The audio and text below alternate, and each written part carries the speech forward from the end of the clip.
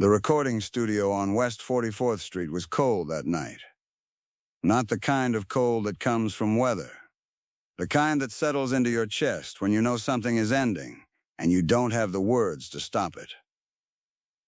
John Lennon sat on a worn leather couch, staring at a reel-to-reel that had stopped spinning 20 minutes ago. His hands were still. That was unusual. John's hands were never still. They drummed on tables, rolled cigarettes, sketched on napkins. But now they just rested on his knees like stones. Yoko Ono stood near the window, her back to him. The city lights made her silhouette sharp. She hadn't spoken in almost an hour. When Yoko went silent, it wasn't peace. It was a wall. The engineer had left the room. He'd mumbled something about getting coffee, but everyone knew he was giving them space. The kind of space you give people when you can hear a marriage cracking through the glass. They'd been working on the album for 6 weeks. Double Fantasy, a record about love, reconciliation, coming back to each other after years of chaos. The press called it a comeback. The label called it a miracle. But in that studio, in that silence, it felt like something else. It felt like two people trying to remember why they'd ever believed in each other at all. John had been drinking earlier, not heavily, just enough to soften the edges. Yoko hated that. She hated when he used anything to blur the truth. She'd told him once that clarity was the only real intimacy. He'd laughed at her then. But he wasn't laughing now. She turned from the window. Her eyes were dry, but there was something broken in them. "You don't trust me," she said. It wasn't a question. It was an observation. The kind that lands in your stomach and stays there. John looked up at her. His face was older than it should have been. 40 years old, but carrying decades of noise. Decades of crowds, cameras, expectations, mistakes.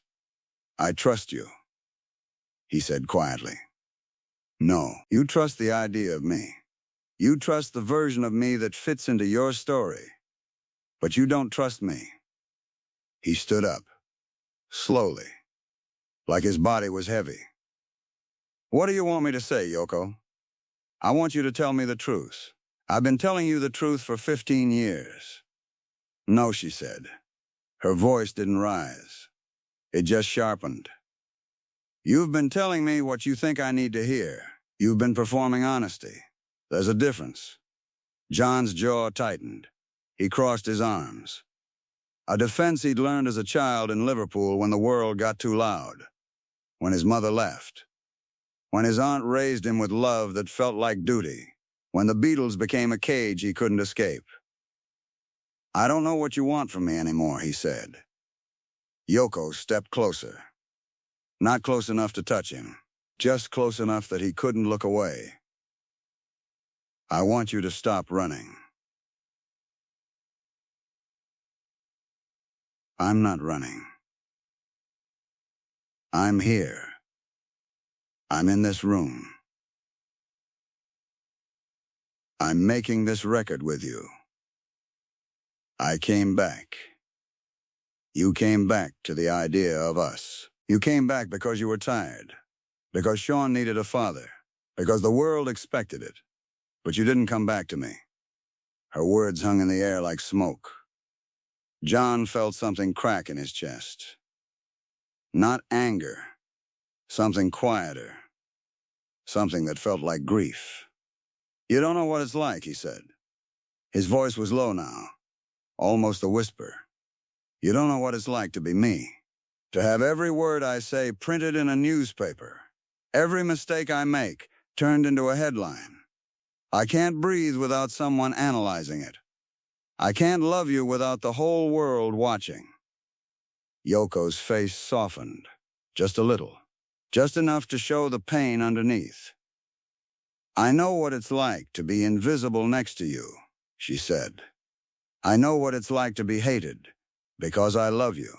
I know what it's like to be blamed for breaking up something I was never part of. I know what it's like to stand on a stage and have people throw things at me because they think I stole you." John looked down. His hands were shaking now. "I never asked you to take that," he said. "I know, that's the problem. You never asked. You just assumed I would. You assumed I was strong enough." And I was. But strength isn't infinite, John. Even mine. There was a knock on the studio door. Soft. Almost apologetic. Neither of them moved. The door cracked open. It was Gary. The doorman from the Dakota. He wasn't supposed to be there. The studio was 20 blocks south. But he'd come anyway. He was holding John's coat. The long black one he always forgot. "Sorry to interrupt," Gary said. His voice was careful. "You left this in the car. Thought you might need it." John turned. He looked at Gary like he was trying to place him. Like he'd forgotten where he was. "Thanks, Gary." Gary nodded. He set the coat on a chair near the door. He should have left then. But he didn't. He stood there. Frozen. Because he could feel it. The weight in the room. The kind of weight that makes you a witness, whether you want to be or not. Yoko looked at Gary, then back at John. "Tell him," she said. John frowned. "Tell him what? Tell him what you told me last night. Tell him what you said when you thought I was asleep." John's face went pale. He glanced at Gary, then back at Yoko. "Yoko, don't. Tell him." Gary shifted uncomfortably. "I can go. I'll just—" "Stay," Yoko said. Not harsh, just firm. "Stay and listen. Because someone should hear this. Someone should know what honesty sounds like." John's hands clenched into fists. Not from anger, from fear. The kind of fear that comes when you realize you can't hide anymore. "I don't know how to do this," John said. His voice cracked. "I don't know how to be the person you need me to be." Yoko's eyes filled. But the tears didn't fall. "I don't need you to be anyone," she said.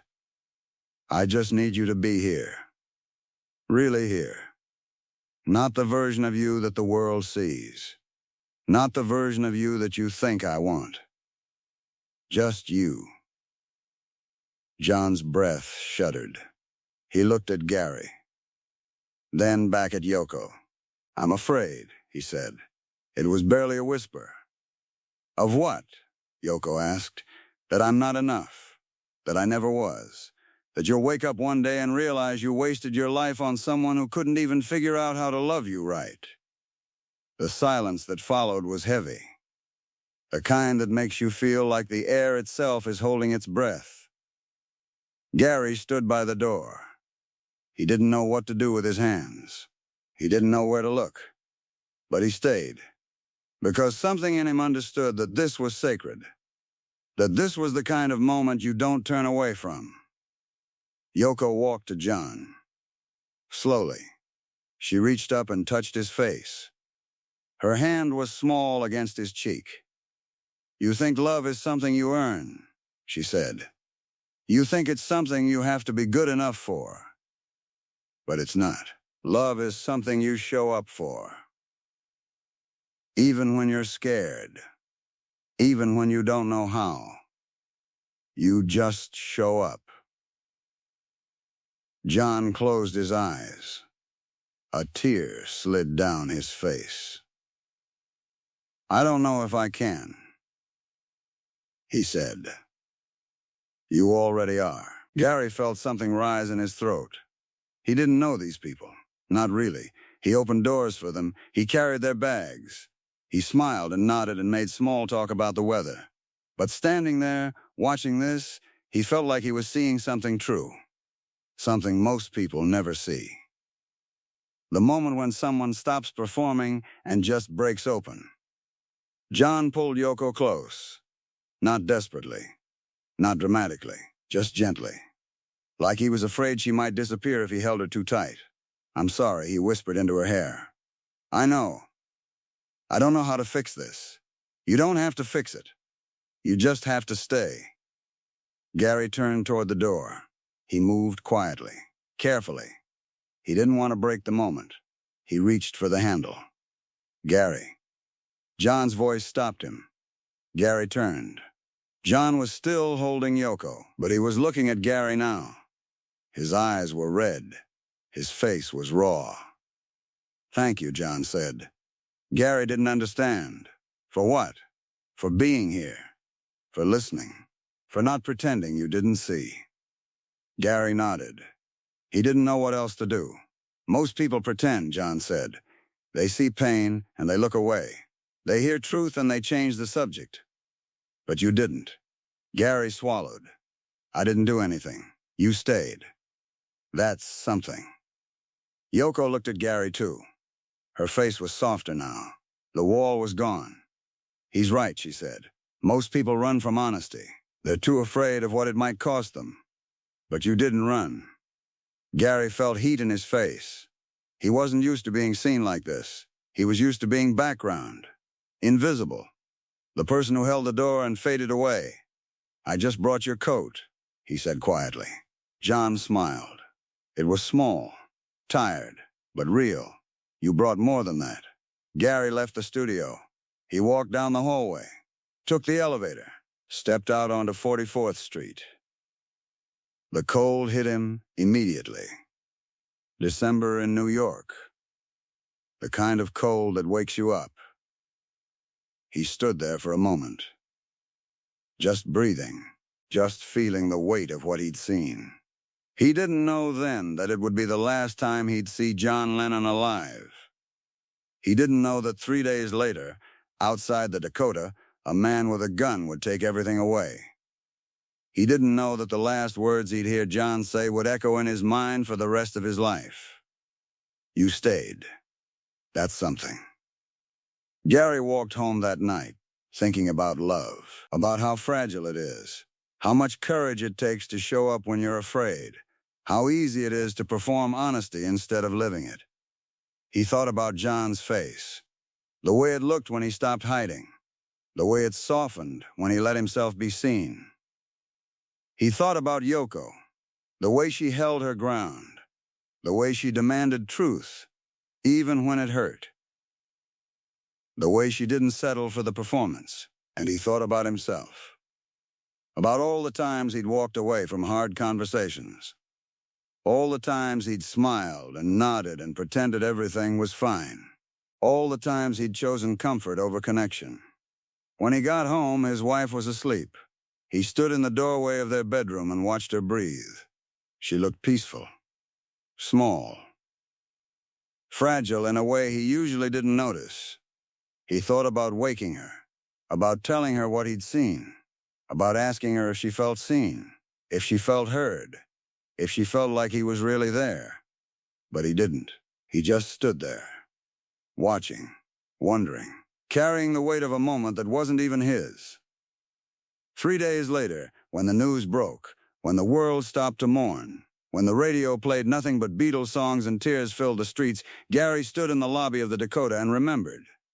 He remembered the studio, the silence, the coat, the way John looked when he said those words. "You stayed. That's something."